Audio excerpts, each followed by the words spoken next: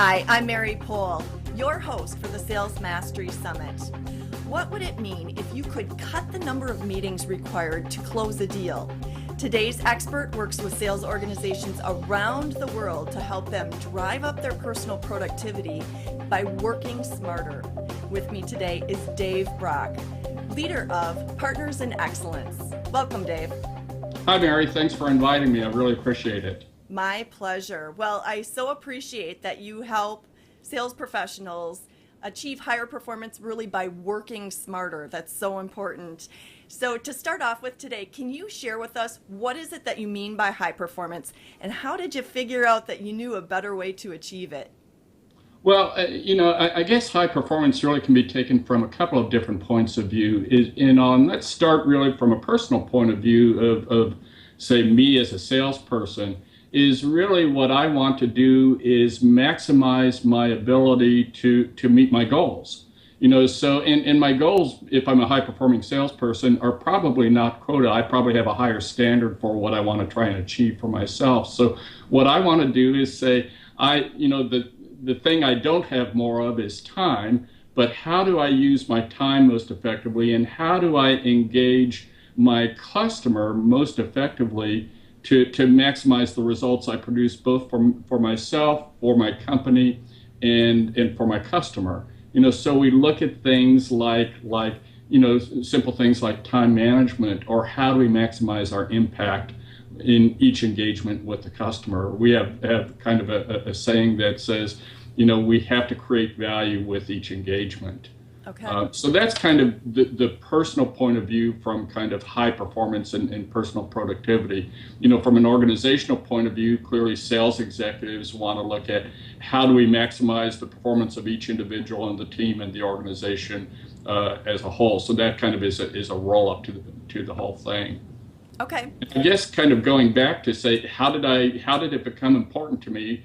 Well, frankly, as a salesperson, I guess it was important to me, but I didn't really think a whole lot about it, because somehow I always seemed to be making my quota, and maybe that was the good old days where business was coming in pretty fast, and all I had to do was answer the phone. It was a little bit more than that, but I guess where it really impacted me is I took over a very, very large high-tech sales organization as part of a turnaround, and we had to dramatically change the organization, and it caused all of us to rethink what our jobs were and how do we maximize our impact. I had to reduce the sales organization by, from about 1,500 salespeople to about 500 salespeople, but we had the same quota. So all of a sudden we had 3 times more the numbers that we had to achieve, and we had to figure out how do we do that. Well, that certainly does create a good driver to work smarter, that's for sure. So let's hone in on time management, since that's one area I know that you really help sales reps improve. What are suggestions you have for somebody to actually manage their time more effectively? Well, I think, there are a lot of the kind of common tips and techniques of how do we look at each week, how do we look at each day and manage our time most effectively. And so on. So there are clearly things like blocking time for email, blocking time for calls. We always have this, everybody, even myself, has this avoidance mechanism around prospecting calls. I hate prospecting calls, but I make them, and I have to make them every single day. So, you find techniques of I block time for prospecting calls. You, frankly, right now are saving me a little bit, because this is normally the time I make prospecting calls. So blocking our time and structuring it real well. But I think where we really look at maximizing our time productivity is less focusing about our calendar, but more focusing on the process by which we engage our customer and how we, for instance, look at our deals. So how do we look at the sales process? And we have to look at some things like, how do we compress our sales cycle? How do we continually look and say, can I do this deal in fewer calls than I did the last deal? I have a game that I play with myself. even though our sales process is so internalized within each of us in our company, I have our sales process posted right above my phone, just right sitting over here to my right. And every time I'm on a call, I look at our sales process and I have this game of saying, how many steps of our sales process can I go through in this call? How can I stretch this and start saying, I know that I have to go through a certain number of steps and activities in our call, but can I compress in our sales process, but can I compress those to as few meetings as possible? And so what I do is I'm constantly kind of stretching myself and saying, how do I accomplish more in fewer meetings? So I think the sales process and looking at that is the first step for looking at compressing our time and managing ourselves. Okay, I like that. And you picked up on a great theme using the example of how can you maximize each call to get through the sales process more effectively. I'd like to go back to the block time that you suggested because I know you have a personal practice of reflecting on how can I be more effective in each of those block times with your prospecting calls, etc. So can you share a little bit about that in terms of personal productivity and improvement as well? Well, yeah, I mean, I think, I block my time so that I'm focused on doing one thing at a time. I mean, one of the things that I found, and there's a lot of data around it, is, this multitasking or this always interrupt-driven kind of thing actually diminishes our personal productivity. So we And have our to intelligence, I'm told, too. well, but we're talking about salespeople, so that may be a little bit of a stretch, Of but course. no, um, blocking the time and kind of giving that discipline and really focusing on what I'm here to accomplish. So, for instance, if I block prospecting time, there are usually some initiatives that I'm looking at around prospecting. I've set aside a certain amount of customers that I'm targeting that I know have a certain interest. And so I have, as long as I've been in this business, I still have a semi-scripted call, a plan that I have. So I go through and execute that plan very, very precisely. And that maximizes, one, my ability to actually connect with customers and have them talk with me. I'm talking to the right customers about the right issues and hopefully intersecting them at about the right time when through my research I've been able to say they're probably having a higher need to buy right now than they might have as a need to buy maybe 2 months from now, 3 months from now, or whatever. And I do that by researching. So even though I make cold calls, there's no such thing as a cold call. They're all very well prepared. They're all very well researched. I know who I'm calling, what their likely interests are because we deal with a lot of the same people. So, I know what a CEO or an EVP in the semiconductor industry is worried about right now. And what probably is keeping them up at night. I know what issues their particular company is looking at, and so that helps me with the timing of what I do. And so now I have a very tailored message that says, more often than not, those people are going to be receptive to my call. So I maximize my hit rate on each prospecting call. There you go. There you go.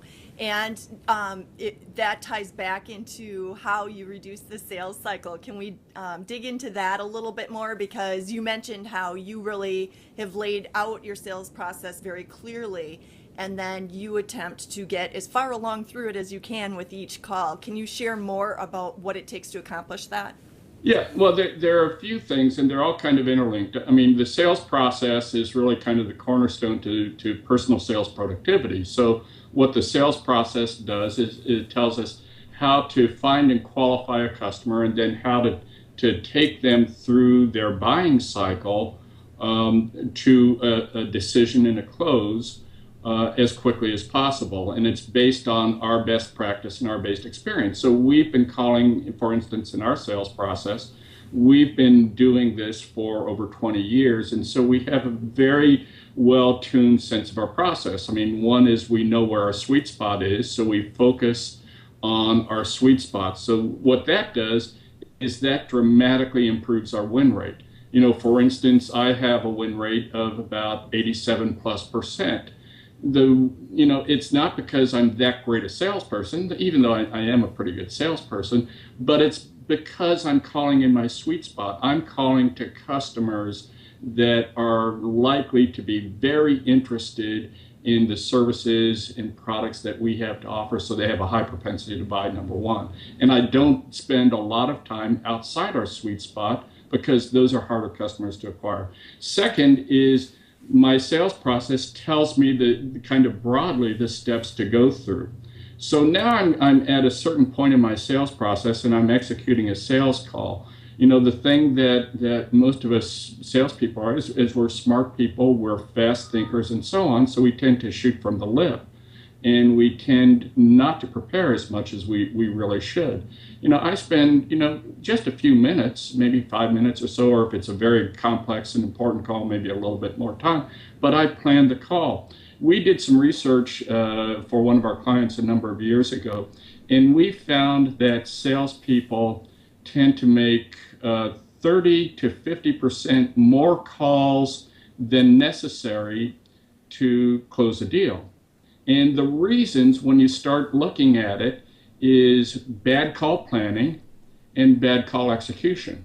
And the thing that a person can use to kind of test that idea is how many times do you walk out of a sales call and say, oh my God, I forgot to ask them this, or I forgot to present this, or I forgot to do that. And, most of us have those kinds of experiences.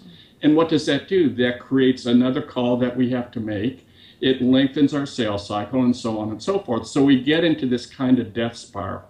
And the way to preempt that death spiral and really compress it and use our time and the customer's time much more effectively is this thing called a sales call plan. Is what is it that I'm trying to accomplish in this call? Do I have the right people participating in the call? Are they prepared to accomplish what I want to accomplish in the call? So there you find little things like agendas published beforehand. I'm investing my time to be very well prepared and bring value to the customer in the call. But at the same time, I want them to be prepared so that they're using my time well. So all of this means, if I spend a few minutes in advance thinking about what we're trying to achieve and making sure the customer is aligned with me and prepared to achieve it, all of a sudden we start finding we accomplish so much more in each call. Customers appreciate it because they don't want us wasting their time. They want us to create value in each call. So we're really both serving ourselves but serving the customer. And through that whole process, just dramatically, one, decreasing the sales cycle. Two is the shorter our sales cycle, the more value we bring in each call, the more likely we are to win. So we're doing a whole bunch of things that impact our effectiveness and impact our productivity and impact our win rate. Okay, so sales call planning is key. Absolutely. And every call, again, I don't know how many thousands of sales calls I've made in my career, but if I'm picking up the phone, I spend 2-3 minutes beforehand thinking about who it is that I'm calling, what is it that I'm trying to accomplish, how do I create the greatest value for that person in that call. Okay. If I'm going to a meeting, as I am later today, and for me, going to a meeting means I jump on an airplane. I'm not going to jump on an airplane to go make a bad call. Because it just takes too much of my time, it costs too much money, and I can't afford that loss both in time, money, and opportunity. So, I want to make sure I have an impact in everything that I do. Makes perfect sense. So sales process is key. As you talked about, you've got yours well defined from reflecting on experience and focusing on your sweet spot. Can you clarify for a little bit when you talk sweet spot? Is it an industry vertical? Is it the point somebody is in their decision-making cycle? All of the above? How do you define sweet spot? It's all of the above and more. It's here, what we try and do is develop a profile of here is our ideal customer, and that customer is a certain set of industry segments. within that, a certain set of companies, both in terms of classic size, revenues, size of sales organization, those kinds of things, the demographic type stuff. But there's also some that are a better cultural fit for us. They act and behave certain ways, and so we know that their value system, the way they work, really will resonate. Our message resonates with them very, very well. And so there may be, and I won't share with you the example, but there are lots of examples where I can say two companies of equal size, both say Fortune 100 companies in the same industry. One would be in our sweet spot and one would be outside of the sweet spot. And that's largely driven by their culture, their value systems, and our ability to really connect and resonate with them. But our sweet spot goes deeper than that. It goes to, the kind of person, who is it that we're targeting? How's that person work? What are their problems and so on. So we define the sweet spot around a bunch of different kind of parameters, not just kind of the classic parameters that most salespeople do. And again, having that well-defined sweet spot and saying, let's stay in there, and there's a huge market for us within that sweet spot, means that we'll have a higher propensity of connecting with people who are really interested in talking to us. And that creates a much higher win rate. Every once in a while, we kind of try and enlarge that sweet spot. We venture out of it and we see, we can expand it. Or last year we had an experiment where we were looking at a very different industry group and our win rates were terrible at the point. It was, our win rates went down to 35, 40%, which is less than half of what our normal win rates were. Well, what we did is over time, we learned how to increase our success. So now our win rates within that industry group is in the 85 to 90% range. So we've expanded our market, we've expanded our sweet spot. So we always kind of push ourselves to push that box to open up that sweet spot a little bit more. But too often, I think we salespeople, particularly when business is bad, they chase after anything that fogs the mirror. And it may be just bad business that takes me forever to win. So I lose productivity. My win rates are going to be very low because we don't have enough experience, we don't have enough references, and all that kind of starts iterating on itself, and it destroys productivity and it destroys results. That makes sense. You'd get more value for your time if you spend it doing a better job on your prospecting and qualifying rather than just calling on anyone that's available. Sales is a numbers game, but I want to shift all the numbers into my favor. Mm-hmm. So, I don't like making hundreds of calls a week, and I don't make hundreds of calls a week. My personal metric is I have to have 8 good, solid, meaningful prospecting conversations per week. If I have those and I connect with them, then I know that my business a year and a quarter from now, I'll have enough stuff in my pipeline to drive my business. So it isn't so much the quantity, but the quality of the contacts that you're making, and then kind of are you dealing with the right quantity? And again, I think that's where sales and sales managers sometimes get things backward, particularly when business is bad. They sacrifice the quality of what they're doing and shoot for quantity, and you can just get into a death spiral that way. You should really be focusing on what's the highest quality type of customer I should be going after. Okay. Well, I'm intrigued by your incredibly high win rates, but before we dive into that, I'm curious. You've covered so much with how to make sure that you've defined your sales process well, and then how to plan a good sales call. Is there somewhere where our viewers can go to get more help on getting that done? Absolutely. We have a lot of stuff at our the blog site, partnersandexcellenceblog.com. And then what they should do is they should click on, there's a form there in the menu to ask for our sales process ebook. And that, the sales process is kind of the cornerstone to that. And the ebook starts giving you the guidance as to what are the elements of high productivity and why is the sales process so key to that. And then in the back of that, there are a whole bunch of other materials, some sales call checklists and some other materials that people can ask for us. So I really go both to the blog. I tend to write almost every day, and then to fill out that form on asking us for the sales process ebook, and we'll be glad to send it to you. Okay, fabulous. So back to your win rates, 87%. That sounds like a great way to work smarter. So how is it that a sales rep can now work on, besides focusing on the sweet spot like you covered, really drive up the win rate? Is there some other tips that you have to help us? The secret for driving up the win rate, the real secret for driving up the win rate is vicious disqualification. Okay. You know, we talk about qualifying, but what we really should be talking about as salespeople is disqualifying. You know, we want to get all the bad deals. We want to get all the marginal deals. We just don't want to bother with them. They may be serious customers who want to buy something, but they're probably not going to buy from us. So the first thing in driving up your win rates is really vicious disqualification. Focus on customers that are the right customers for you. Focus on really creating the customers that you can create the biggest value for. So then, you know, you've kind of seeded your pipeline with high probability opportunities. Okay. So get past the vicious disqualification.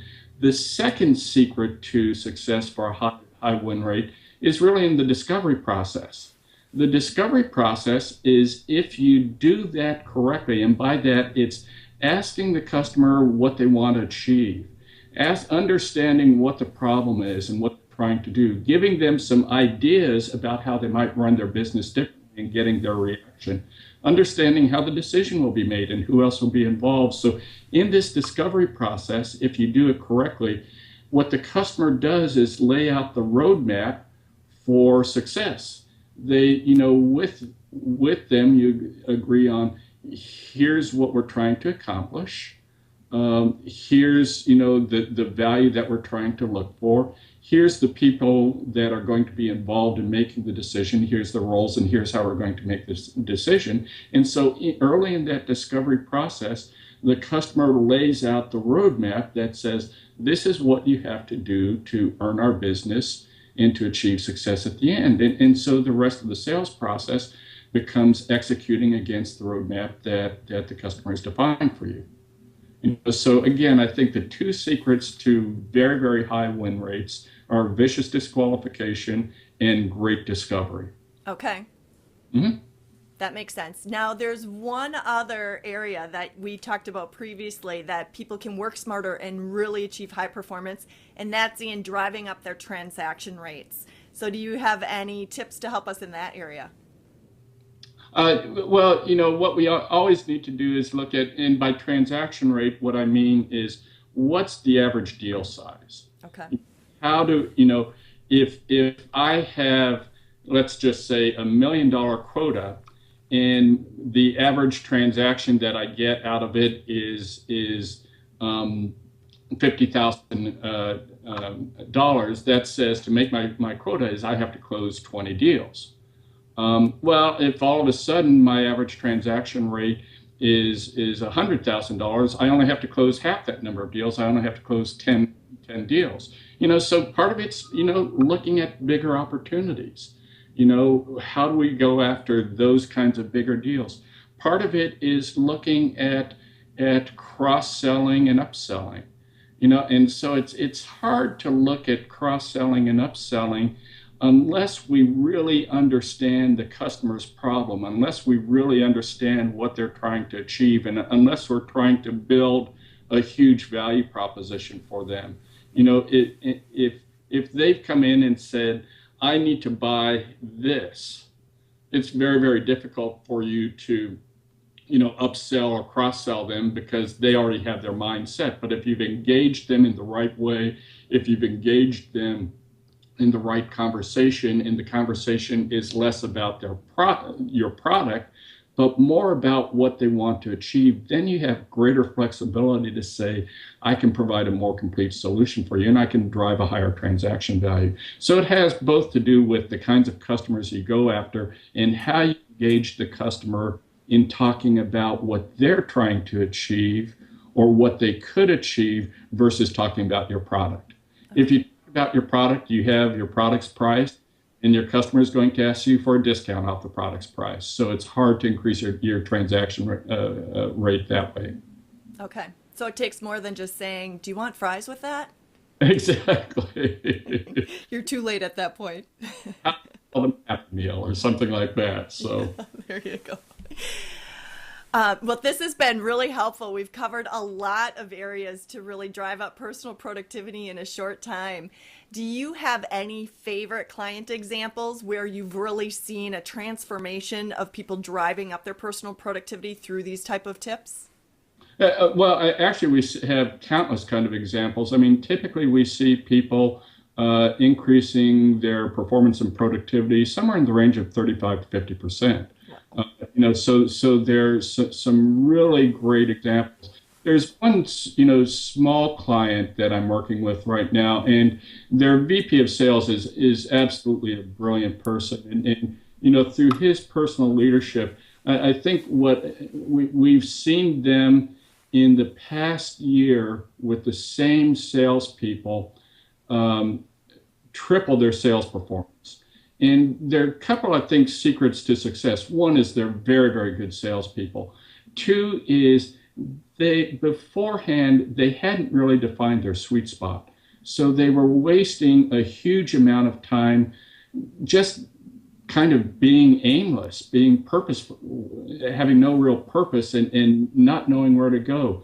So we spent some time in saying, where can we be most successful? Where do we create the most value, and where do we have a higher ability to win? And so we spent some time with the team really looking at past wins and losses and so on, and we defined our sweet spot. So now all their marketing activities, all their prospecting activities, everything is really targeted to that sweet spot. So all of a sudden their win rates are going through the roof. The number of prospects they have in their pipeline, really good quality prospects in the pipeline, have skyrocketed because they're calling on people who are interested in them. Then the second thing, the next thing that we did is we really focused on this issue of how do we do a good discovery process. They had been, like too many other salespeople, they've been so ready once they qualified a customer to leap in and say, this is what we do,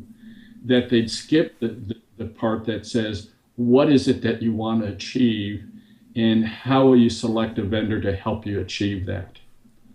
So it's just those basic principles that we've already covered, that by just doing it sharply, and it didn't turn around overnight. They stumbled as all of us stumbled, but over a period of time, they started getting really good at it. And so, in less than a year, we found their business volumes have tripled.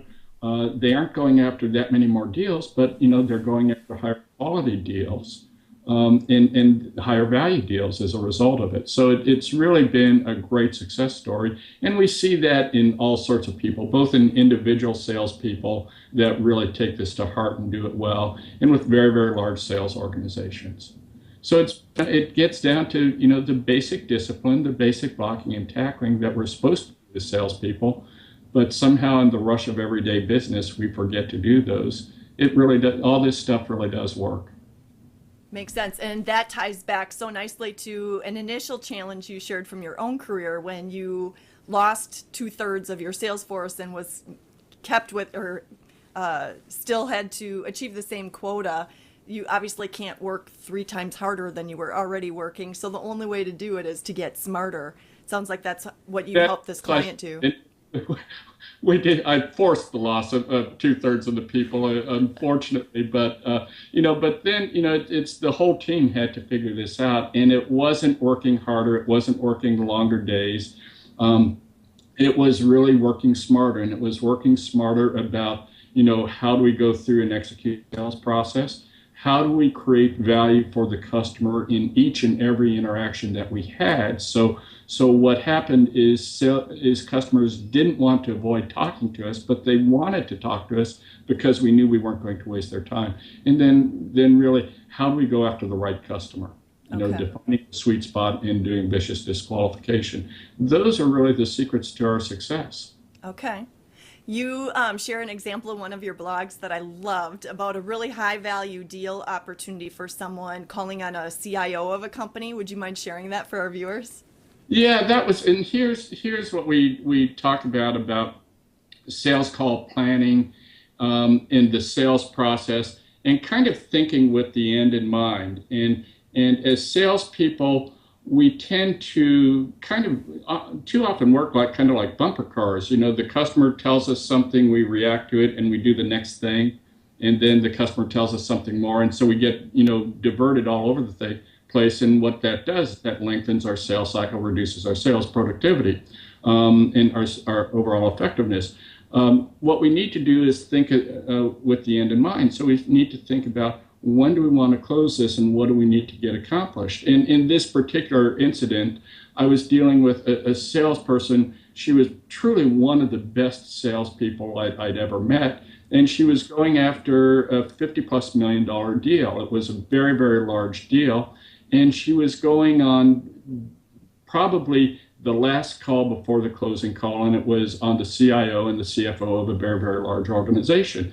And we were sitting planning the call in advance, and when it got through, I said, what are the things that they're looking for? And this one thing that all salespeople hate came up is they'll want references. And I said, okay, cool. Are you going to be prepared to give references in the call?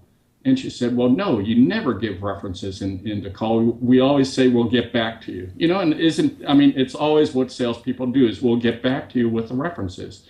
And I said, wait a second. It took you 6 months to establish this call with the CIO and the CFO. You know that they want references. So if you say, I'll get back to you, it'll take you another 6 months to have the call where you get back to them. And then it'll take you more time after that. So all of a sudden, what you've done is you've lengthened your sales cycle by, in this case, it ended up being 18 months. I said, why don't you think about this differently? For instance, why don't you go in with a list of the references already prepared? Or even better, why don't you arrange for one of the references to call in and participate in the call and share the experience with your company? And she actually executed on that. And what was amazing was within 1 week, they were in final contract negotiations. Wow. She did is she anticipated everything they needed to know to get to that decision. She knew that this reference was so critical to them, so she didn't put the ball in their court to contact the reference. She had it all prearranged so that they actually invited that reference to participate in the call, and it so dramatically shortened the sales cycle. And again, this was a very, very big deal. That's a beautiful example. Thanks for sharing that. When people start working on working smarter and achieving high performance through a more effective sales calling, sales process, really honing in on their sweet spot and rigorous, vicious disqualification, as you call it, where do they get tripped up? How do people get stuck? I think people get stuck in a couple of areas. One is they don't have the process defined. Two is we get caught up in the day-to-day momentum of activity. And we forget to take time to plan and to think. I'm always amazed that we always have the time to do something over or to correct a mistake. But somehow salespeople never seem to have the time to plan up front to avoid those mistakes. So where we get tripped up is we get on autopilot, we get on momentum, we get into that bumper car kind of game where we react. and we don't plan and we don't think of what is it that we're trying to achieve, what is the customer trying to achieve, how do we do that in the most effective way possible. Planning doesn't take a lot of time. If you're doing a deal strategy, it may take you half an hour in the beginning, and you keep updating that deal strategy as you go through the sales cycle. If you're planning a sales call for all but the biggest, most complex sales calls, 15, 20 minutes for a face-to-face sales call, a few minutes for a good phone call, so that time invested in thinking about what you're trying to achieve, thinking about what your customer is trying to achieve, and make sure you're prepared to execute it very well, does so much in terms of reducing sales cycle, improving win rates, and really improving your own personal productivity. But we get that backwards, and we forget about that. We let day-to-day, bumper car kind of stuff preempt what we do. Makes perfect sense. Dave, if there is one recommendation that you could make for an activity or something somebody could put into practice right now today, what is one thing they could do to improve their performance right now? Make sure you have a sales process in place. If your company doesn't have a sales process, develop it for yourself. Your sales process is simply your best experience on how we become successful. So look at your past wins, look at the things, what did I do consistently to win this business? Look at some of your losses and say, what were some of the things I forgot to do? Write down that sales process. There may be several different phases, like a qualification, a discovery, a proposal, and a close phase. But there's some activities within that. It doesn't have to be a lot of activities, but write down the key activities that you need to do. Hang it above your phone, make it a checklist. Carry it with you in your notebook, or have it on your iPhone or your iPad or whatever. And every time you get involved in a call, look at how many of those activities you can check off in every single call. You'll both reduce your sales cycle and you'll really start maximizing your win rate. Fabulous, fabulous. Thank you so much. This has been just a wealth of information to really help drive up our personal productivity. So I greatly appreciate you so generously sharing your advice. Thanks so much. It was a lot of fun. I really appreciate it. Thanks. And thank you to our viewers for tuning in and investing in your own success. The Sales Mastery Summit is here to help you never stop learning from the best. Take care.